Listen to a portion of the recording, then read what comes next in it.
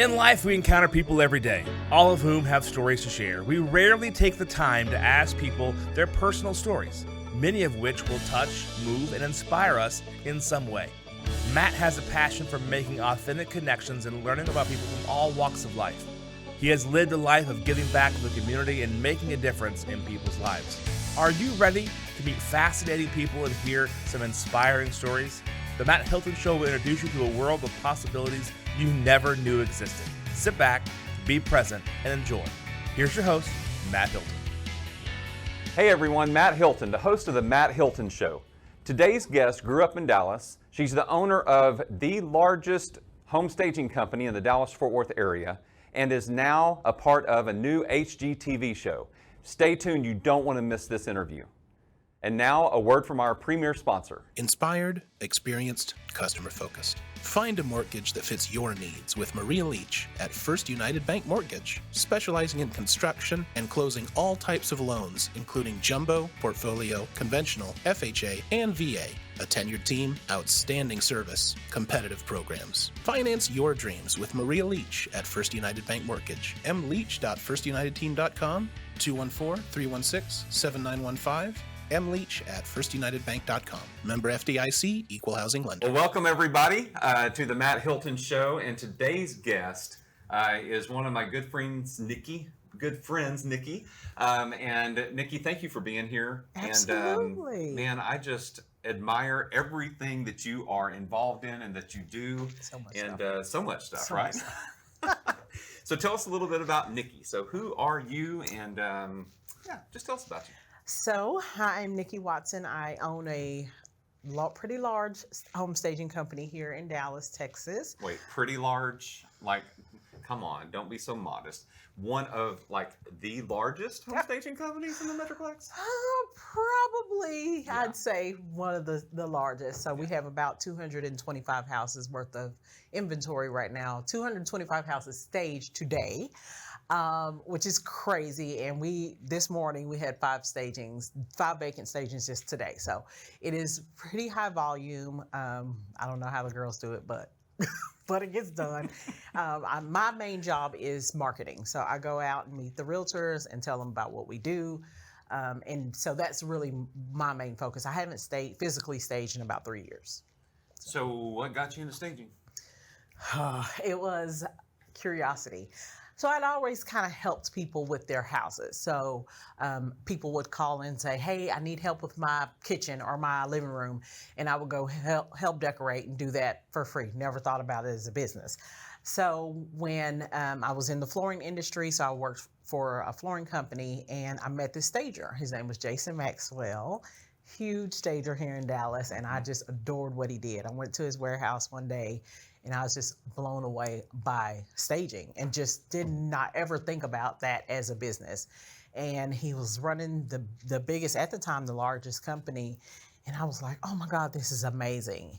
And one day he woke up and closed his business, moved back to Arkansas. And so all the agents that used him were without a stager. So that was kind of a deficit in our market. And I was like, I can do it. I'm a stager. Had never done it. Never done it before, but I was so interested in it. I was like, I think I can do this. So that's kind of how I got a start in staging, and then it just kind of grew from there. How long ago was that? That was in, I want to say, like 2011 to 2012. And he was going to be on a show called The Equity Enhancer. So it was a show about his company on Style Network and Oxygen. So he had filmed a couple episodes, and I was the flooring girl on this show. Mm-hmm. So I come in with my little samples, and I say something crazy. And it was a really cute show, but I don't think the network ended up picking it up. And I think a lot of that had to do with, him moving away and, he just had a total life change. So that was about 2011, 2012 maybe. And so that's when I started. And then 2017 is when I left the flooring company and started doing it full time. So I know you like to throw parties. Oh my gosh. So, I mean, you just had a huge Cinco de Mayo bash that I was not able to attend. Wish I would have. But Love it. are you not going to have like a 10, I mean, that's 10 years you've been in business. Are you not going to have a 10-year anniversary party? Come on. I should, but I have not. So I don't really keep up with the years. When people ask me how long, I'm like, I got to think about it. But we changed our name in 2017, so it would be 5 years this year. So we could probably do a 5-year Design Quad party, maybe. Yeah. That's a good idea. I love parties. So the company's name is Design Quad. If you didn't pick up on that, The Design Quad. Yeah, that's our company, and we were in style staging at first when I first started staging. Just I didn't know what I was going to be. I just made up this name, and then we started doing more than staging. So people never stopped calling me for floors. So I'm doing floors and I'm doing staging, and then we were doing a little bit of remodeling and selling furniture. I was like, oh my God, we got all this stuff. We need to change our name because we're not just the staging company. And took me about 2 weeks, and I'm thinking of stuff. I'm writing down names. Nothing is coming to me. And I called my sister and I said, hey, I need a name for my company. And I said, we do design. It's a design company, and we do 4 things. She said, Design Quad. Nope. And I hung up. It was like 1 second. I was so mad at myself because 2 weeks I had been going through this agony. Yeah, it was crazy. So that's kind of how we got our name changed, and now we're the Design Quad. That's fantastic. That's fantastic. So we'll go into the Design Quad here in just a minute, a little bit more, because there's some great things happening in that realm as well. But I don't want to get to that yet. I want to get to more of who Nikki Watson is. Yes. Like, where did you grow up? Oh, what is your background before flooring? Because I know you as a realtor, as a flooring rep. Right. So that's when we met. Yeah. But yeah, what did you do before that? And tell us about you. Some crazy stuff. Okay, so I was raised right here in the suburbs, in the urban part of Dallas, in Pleasant Grove. Okay. So that's why I like Cinco de Mayo so much, because we grew up in a very diverse neighborhood. So everybody lived there. It was a huge deal at our school, Cinco de Mayo. So that's kind of why that is my jam. I love this holiday because it was just. It was just celebrating other cultures other than mine, and my family's pretty diverse, so it just was like, oh, okay, this is what I'm taking. So I grew up in Pleasant Grove. Years after, I went to college at Commerce, A&M Commerce, so kind of local stuff. Before I was doing flooring, my sister and I had a hip hop magazine. It was called The Turntable. What? Yes. So I was in music before I got into flooring, which is a crazy story. And a lot of people don't even know that I was in kind of media world. It was a video magazine. We traveled around the country, interviewing hip hop artists. We would do underground and mainstream. It was a lot of fun. So that is my background, is music. The turntable. Yeah. So tell us a little bit more about the turntable. Like, what did you do? So it was basically, this is back when DVDs were around. Okay. So we would go interview these artists, and they would just tell us kind of about their background, kind of like we're doing now.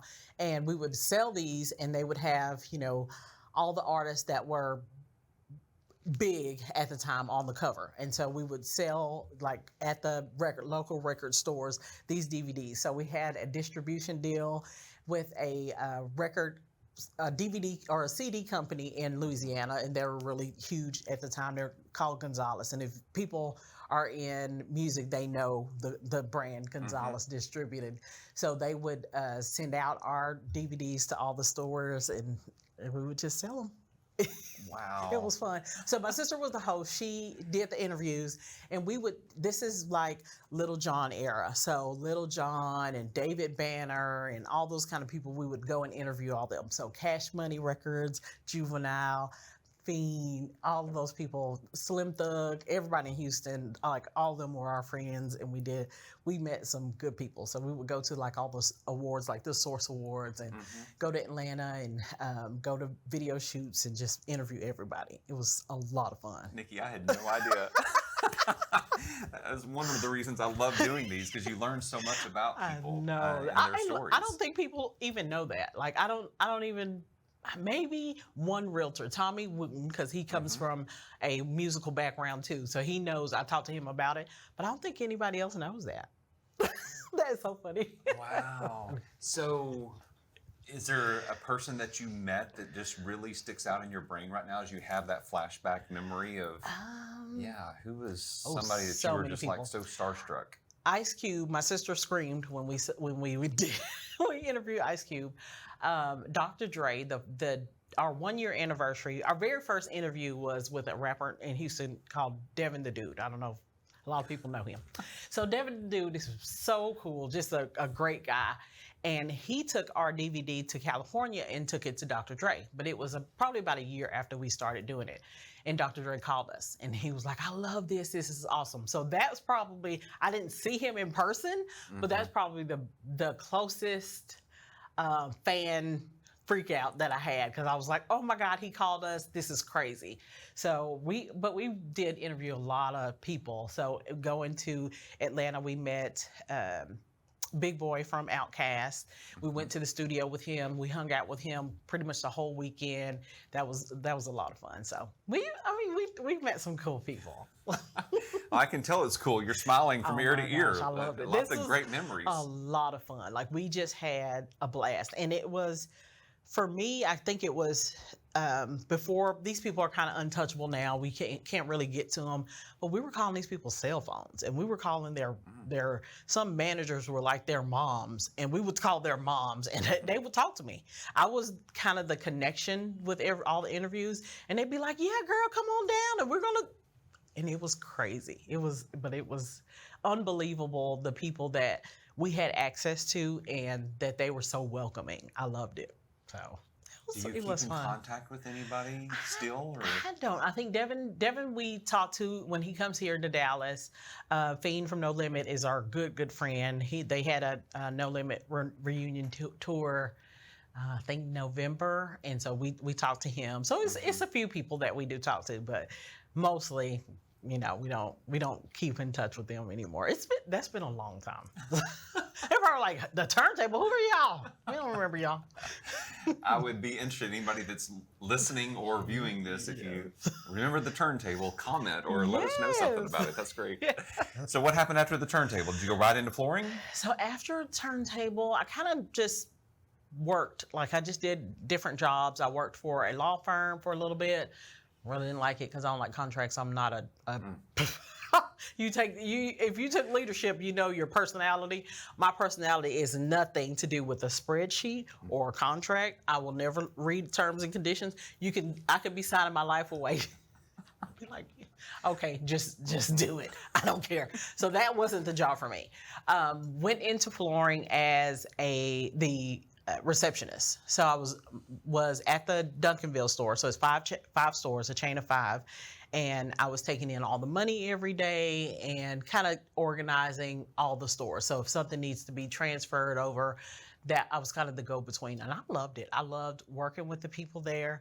One thing about the company that I worked for was they would hire guys in the warehouse from a ministry called Straight Street. And it was a after prison ministry. So the guys would come there after they're released, and he would let them work in the warehouse. And if they did good in the warehouse, he would elevate them to like salesperson, or, they would have another position.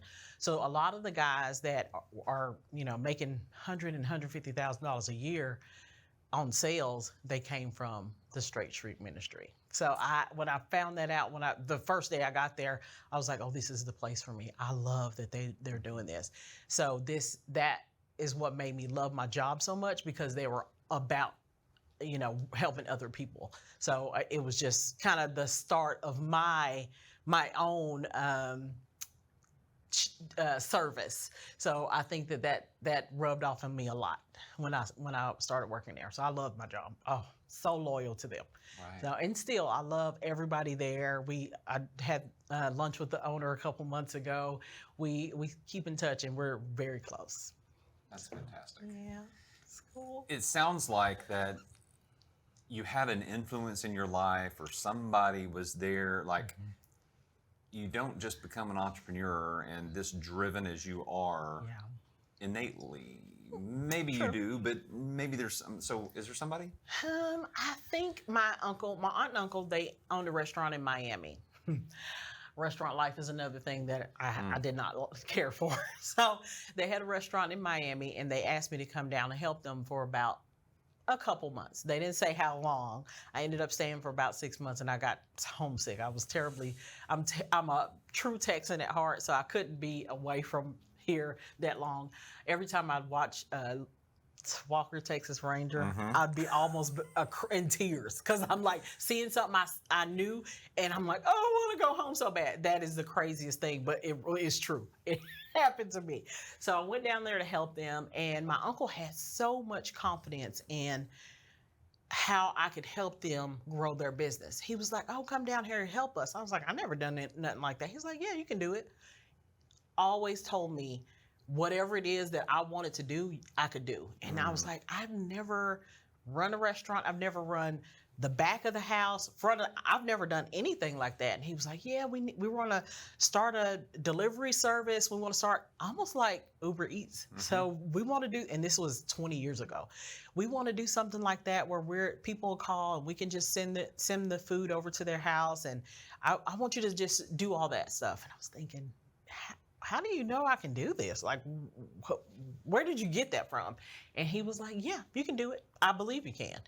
And that probably is the most influence as far as business owners, because we've got hairdressers in our family, you know, they're entrepreneurs, but never another business other than beauty. So this was something different. And once I got there and things started going good, I was like, oh, he was right. I can do this. And that was my first brush with entrepreneurship. I went on to work for other people after that, but seeing that's what gave me the confidence to say, okay, well, I can give this a try. So it sounds like a lot of mindset. Oh yeah. Right. Went into that. I mean, when you have people who surround you that give you that positive energy and tell you can do something. Like, no, I can't. I was thinking, where did you get that from? Like, I've never done this before. So he definitely poured that into me because I didn't have it. I didn't. So part two of that, the owner of the company that I worked for, the flooring company, basically fired me and told me that staging is what I'm supposed to be doing. And I'm like, no way. I want my check every week. And he said, no, Nikki, this is what I think you should be doing, because it was already growing. I was working there and my company's growing, and he's hearing from other investors that, oh, Nikki staged my house. It looked great. It sold.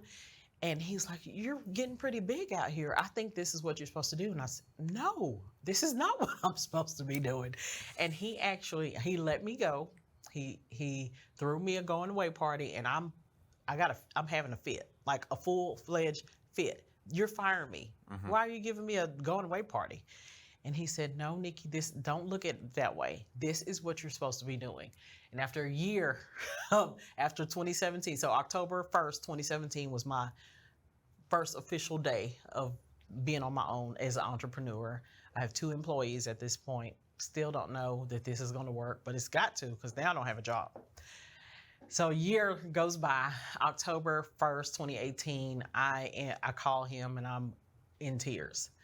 Like, I didn't know I could do this, but you knew I could. And you absolutely you pushed me to do something that I swear that I couldn't see. I couldn't see it. So other people have influence on me. I cannot take all the credit, but they are definitely 2 people that have seen something that I didn't see at all. Yeah. Have you carried that over into things that you're doing today? Like, I would assume that you have people that you encourage to do things. So tell us about that. Yes. So my sister and I do a lot of kind of small business coaching. And one thing that we talk to people about, if they have an idea, we tell them, don't wait, do it now. Because from experience, we know that time is of essence, and somebody else is thinking the same idea. So if you're thinking about doing a staging business, there's 15 more people thinking about doing a staging business. But everybody's customer is different. Everybody's customer is their customer. So it's enough business out there, but you have to get your ideas together. You got to get you a plan and some goals going, but don't wait. Don't wait for a perfect time, because there's no perfect time. So I tell people my story, because I would have never thought that was the perfect time for me. I'd been like, oh, I need 2 more years just to get everything ready. I got to dot my I's and cross my T's. I got to, and it's just never, ever, ever a good time. It's never going to be perfect. Just do it. Yeah. No, that's great advice. I mean, that can be carried over in anything in life, right? Everything. I mean, people can wait to get married or have a child, or it's like it's never a good time. It's never a good time, because things happen, and you'll get discouraged, and then you'll find a way out of it, which everybody's going to have an excuse. It's just an excuse. I had an excuse. I have a paycheck coming in every week. I want my paycheck, and that was my excuse. I didn't have any other reason not to say, yes, I'll do it. It was just the security of my job, and that's what I wanted. I loved it, but it was more security than anything. I still talk to everybody. I didn't lose them. It's just that I didn't see past that paycheck. So I would venture to say there was a little bit of fear involved in that. A huge fear. Oh yeah, huge fear. Everybody is fearful, and fear is a choice. You either are fearful or you're not, and you can say, today I choose not to be fearful. I'm going to do it. Or I can choose to be fearful and stay in my space. Nothing's going to change about my situation. I'm going to be the same tomorrow because I was fearful yesterday.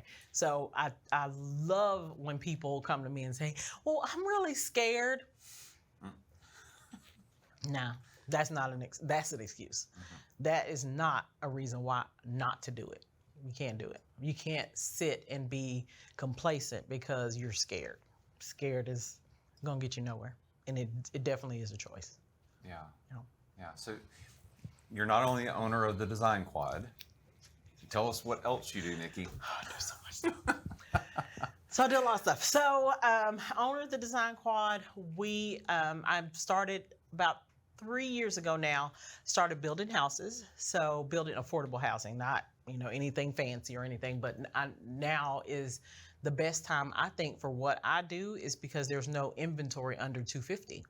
So I'm building under 250 product, and wherever I can find land. Land is the toughest thing right now, but I love the building process. It is so fun. I've always been afraid of rehabs. I used to hear investors say, I lost $75,000. Like, 75? How can you afford to lose 75,000? That's crazy. So I would just always shy away from that. But new construction, you kind of know what to expect. It's just a process. It's really just project management. I tell a lot of agents that ask me about it that if you've seen the process done for your clients, you can do it. You are a builder. You can get your crews together, and you know the steps. So I always encourage agents to kind of learn as much as they can about the construction process, in case they want to do it on their own, because they can. They know it. I had never built a house. I'd never seen it done before, and once I did it the first time, I was like, "This is pretty cool. I think I can do that." And here we are. So how many houses have you built? Four so far. 4 so far. Building 2 right now in Terrell, side by side, and they are, we'll be done, fingers crossed, 80 days. So it's been good. So the first one we finished in 76 days, which is crazy, from foundation pour to closing date, which is a lot of fun. And that was during COVID. That was 2020. So it's a process. It's something new to learn, but I absolutely love it. So. Okay, so I'm curious, as a realtor, how are you putting it out there? Like, is there a waiting list? Like, how do you find that homeowner? So what's happened on the first 2, I listed the first one, and then an agent I usually stage it just for pictures, for my own pictures. And I staged it and I held it kind of open. So I'll tell some of my friends, y'all come by this house. I built it. I want you to see it. So agents will come and bring their clients. And so the second house I built, which was 2 doors down, the agent came in and she saw it and she told her clients about it. And they came through and was like, I love this house. I want the lot next door. And so it sold. The next 2, it was an agent she posted on Facebook and said, hey, I have a client that she only has 215. Like she's only approved for 215. I can't find her a house anywhere. I was like, girl, send me the lady. I mean, we'll just put her on contract. So we put her on a contract. And then the next door house sold for 270. But at least we were helping that lady because she couldn't find, there's nothing for 215. It's just not anywhere. So basically I'm just, if somebody reaches out to me and says, what do you have? Or I'll post, hey, we're building in this area. Do you have anybody? Then they'll call or send me who they have and, kind of what their requirements are. I'm building for other people too. So I have a couple agents that their clients have their own land. So I'm building for them because they got to be under a certain price point. So my lender is pretty good at that. She can do the construction loans. And so it's just kind of a combination of things, but I know that that's a tough spot right now. I've never been an agent. I don't want to be an agent. I don't ever.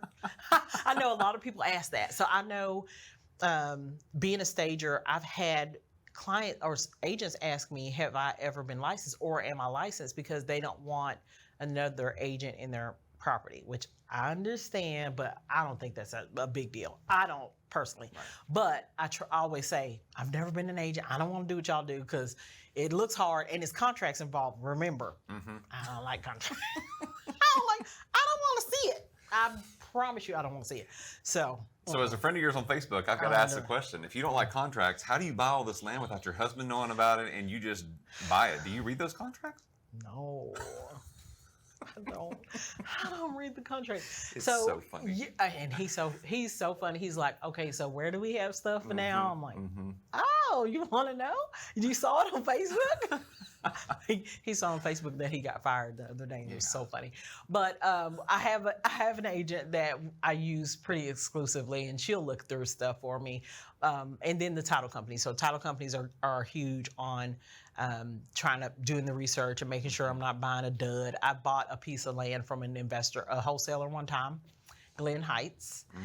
Great deal. And it was on MLS. Unbuildable. Couldn't build on it.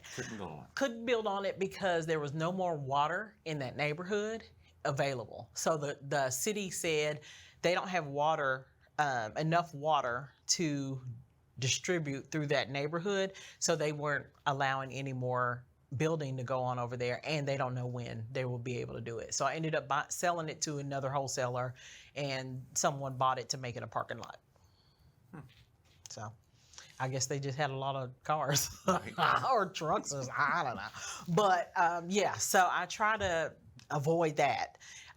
Now I know to call the city and that kind of thing up front, because right. At first I didn't know. This was just back when I was just buying stuff and didn't even really know to do the research. So I won't do that again. You learned some lessons. I almost got done like that again in Rockwall. So no, I don't want to get taken. So do you have a staging story to tell us? Oh, like some wild and crazy staging story. I would love to hear one. Yes, we have lots of them. I'm sure you do. So staging is fun. Staging is fun, and it's a lot of work. It's much more work than people think. So I know that a lot of agents just think, oh, we're just throwing the stuff in there, we'll set it up and we leave. So Fort Worth, probably about 4 years ago, I went to, this was probably a little bit longer than 4 years because I was in a U-Haul. My movers have been with me about 5 years now. So probably about 6 years. And I'm in a U-Haul. I don't even know who's helping me. It probably at that time was somebody I picked up on the side of the road and say, hey, I need some staging help. Can you come to Fort Worth with me and help me unload this truck? Because then I was just pretty much doing everything myself. So I pull up to the house and the next door neighbor runs outside. And she says, what are you doing? I'm staging the house. The homeowner contracted me to get the house ready for a market. She was like, no, you're not. They'd never do that. My neighbors are not moving. You are here unauthorized. I'm calling the police. Oh. She was one of those. So she called the police. I said, okay, ma'am, I have a contract. Here's the contract. I showed her. She's like, no, this is fake. You're going to squat. So she thought I was a squatter. I was going to move into the house and never leave. So now I'm furious because I'm thinking, what, ma'am? I'm showing you a contract. Right. So the police get there. She's standing by the truck with her arm folded like, I'm not leaving until the police get here. I'm, well, whatever. I get in the truck. I got the air on, whatever. Stand out there. So she's standing out there, standing by the truck, and she won't let me take a plant off of this truck because she swears. And I have the lockbox code. I can open the door, all that. So police get there and they're like, okay, what's going on? And I tell them what's going on. I show them the contract, all this. And he said, no, before he even asked, he walks up and says, I already know what this is about. This lady calls the police for everything. He's like, I already know what's about to happen. So when she's standing there, he asks me and goes through the procedure, and he's rolling his eyes the whole time like, oh God, this lady is, she's just a mess. And he's like, ma'am, please go into your house. She has the contract. She has access to this house. You need to mind your own business. And I was like, yes. Right. So it is funny what happens to stagers. We go through all kinds of stuff. So I've been locked out of house, had to crawl through a window to get locked inside the house, crawl through the window to get out of the house. Just some fun things, you know? Some fun stuff that happens. Nikki, what is one thing that you would tell your younger self? Oh my gosh. Knowing what you know now. My younger self, I would probably say, listen to your mom. I have 3 girls. Did you not listen to your mom? I did, but I was kind of sassy. I was a little sassy. I think that I've always kind of been more, I hate to say this because it's going to sound very bold, but I've always been kind of smart. A little bit smarter than I should be. And I knew it. I breezed through school, aced everything. I just was kind of I don't even know what the word is, but a little bit cocky. So I would be, oh, Mom, you know nothing. Well, I got payback. I have 3 girls, set of twins.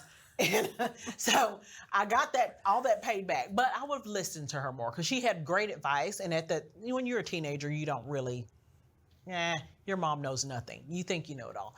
So I think that I would have been more listening. I would have been more, more open to what her suggestions were, because parents do have good advice. You just, when you're a kid, you don't listen to that. So I probably would say listen to your mom more and believe in yourself more, because that is something that I've struggled with. Like I said, I did feel like I was fairly intelligent, but I didn't believe in the things that I could do. And I put a lot of limits on myself. Yeah. Limits on yourself. Yeah. That's another trail we could go down. Right. So, proudest accomplishment. What is your proudest accomplishment in life to date? Proudest accomplishment. Outside of raising 3 girls. I know. Raising 3 girls, that's an accomplishment in itself. I think probably making, in the point in my life I am now, letting my parents see the success that I've accomplished. I think that that's the big thing for me, making them proud. So I think for everything that's happened, everything that they've seen, I think that at least they know that I'm on the right track and I didn't just, mess everything up. But I think that because I had my girls young. So that's one part of my story that a lot of people don't know. I was 18 when I got married, and I was 18 when I had the twins. So I was young. I didn't go to college immediately. I had a full scholarship to TCU. I hate that I didn't go because I would love to be a frog. Right. I was very rooting for myself to be there, but that opportunity passed by, and I feel like that was kind of a disappointment to them. But now I'm kind of okay. I made it up. I didn't mess everything up. I'm okay. But I think now just showing them that this is what I made out of my life, and they always say, "Oh, I'm so proud of you." So I think that's the biggest accomplishment out of everything. Yeah. For sure. Yeah. So, being the father of 3 girls myself and a son, but 3 girls is like you, right? So I can relate to that. And so my question centers around what you just stated as far as listening to your mom, getting married early, you're very successful business, like you've lived a full life. Yeah. So what are you passing down to your daughters? Service. Lessons learned. Service is huge for us. So my mom had us, I don't even remember not serving somebody, like doing something for other people, volunteering at places. I don't remember. I'm literally think that I was in diapers, volunteering somewhere, doing something for other people. So that is a big thing for me, and passing down to my girls. My girls do so much stuff for other people. They volunteer at places. They'll call me and say, "Oh, girl, I was here today," and I'm like, "What? You did what?" And it's no big deal for them. So this is kind of second nature because I was raised that way. I raised them that way. And so I think that's the huge thing that we all, it's kind of a legacy now because we're generations in, and it's all about other people. My daughter, my youngest daughter, that's 26, January 1st, she calls me and says, "What do you think about opening a call center for the ladies at Exodus Ministries?" I was like, "Oh, that's a good idea." And I said, "You gonna run it?" She said, "Oh no, I'm not gonna run it, but I think you should do it." So this was her idea. February, probably the middle of February, we have a full marketing company, call center, outbound text, email campaigns, all kinds of stuff. It's called the Restart Agency, and it was her idea. So Her idea, and you're running it? yeah, Oh. she created me another job, but it is, and she helps a little bit, but that is, it kind of shows because my kids have volunteered everywhere. If I learn about a place, I'm like, "Let's go on the weekend. We're going," and we would go and volunteer. So they've painted. My mom has taught sewing classes there. My girls have done furnished apartments. We have done pretty much everything at this place, and she was thinking about their opportunities because when you're coming out of prison, you really don't have. Nobody really would hire you because of your background, and it's just harder for them to get a good paying job. So the only place that they have an opportunity to work now is there is a Subway. There's a guy that has a chain of Subways and or Sonics and Smoothie Kings, and he'll give them a job, but it's minimum wage. And she was like, "We should do something to give them some more money." Okay. And so this was her idea, and now we're a full agency. It's a lot of fun. It's good to see these ladies coming in there and just having pride in what they do. It's a lot of joy for me to see them. I know it's for them, but I'm loving the transformation. They come in one way and they're like, "Oh, I got a job," and they're taking pride in it. They're coming in and with new ideas and training on different things that they've never done before. So it's been really, really good. Well, and you and your agency is showing a belief in them, right, and giving them hope. Yep. Yeah. Well, it's a major difference. It just blows me away every day. So how does someone find out about your agency? Yeah, they just go on restartagency.com. It's all the information's on there. They can book a consultation. We do. So we have a couple clients now, and they are just like, okay, I got $300. What can you do for me? So we don't have a limit on budget. We just say, whatever you can do, and then they'll work for what your budget is. So they can create a campaign, they can do artwork, they can do social media management, whatever they need. So. A lot of fun. That is a lot of fun. It's a lot of fun, but that is I think for my daughters a big thing that I take pride in passing down is that service. Yeah, that's awesome. Fantastic. So going back to the Design Quad, so let's talk about the TV show that you are a star in. And yeah, so when does this air? What's going on? Like, tell us about it. Soon. So actually tonight at 8, there's a preview coming on HGTV. So the show is called Buy It or Build It. This is the third set of twins on HGTV. So the Scott brothers, the blonde and brunette up in Washington, I think. And then Chris and Calvin Lamont are the hosts of our show. It's called Buy It or Build It. One's a builder and one's a remodeler. So they're fighting over the client, kind of like Love It or List It. They were my clients years ago, and I hadn't heard from them in a while, and I saw Chris's number come up. I was like, what does he call me for? They're back in action. Right. And he said, hey, we're doing a show on HGTV, and we want you to be a part of it. I was like, okay. Well, I didn't get my hopes up because the year before COVID, we had a staging show that was supposed to be here, and we were a part of it. It was 3 staging companies, one on the East Coast, West Coast, and we're the Midwest company. And right before COVID, HGTV pulled the show and they cut it. So I was so devastated. So when he called and said he wanted us on the show, I was like, okay, I'm not going to get excited. And about a week later, I got a call from Canada, and I was like, oh, is this spam? And I answered, and it was the network. So they wanted to send me contracts and let me know everything that they needed from me. And I was like, oh, this is real. So we started filming in August, which it was super hot. I'm thinking you'll never see me because the producer from our show are the same from Pixar Upper. So on that show, you only see Joanna. You don't see the people that bring the furniture in. So I'm thinking you won't see me. So I come in there, yoga pants. I'm just chilling. I'm not dressed up at all. I have makeup on. I'm just hanging out.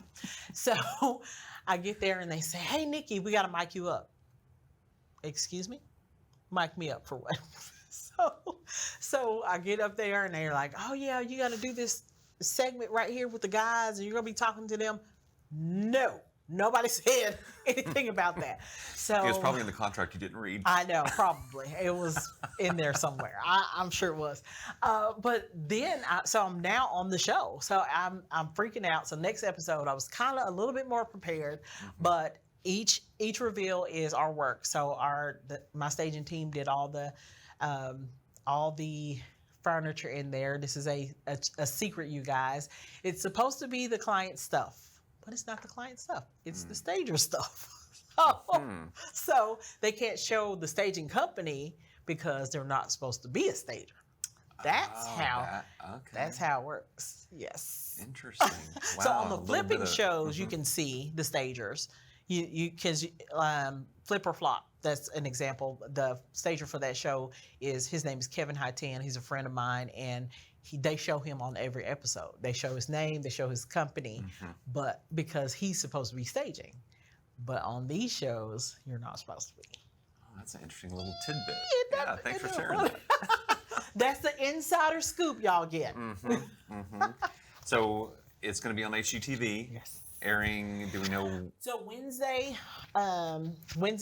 May 18th, Wednesday, May 18th at 8 p.m. That's the first episode will air. So tonight they're going to do a preview, and I think it's just kind of snippets of the show on at 8 o'clock. But next Wednesday is the actual premiere date. So on the 18th at 8 p.m.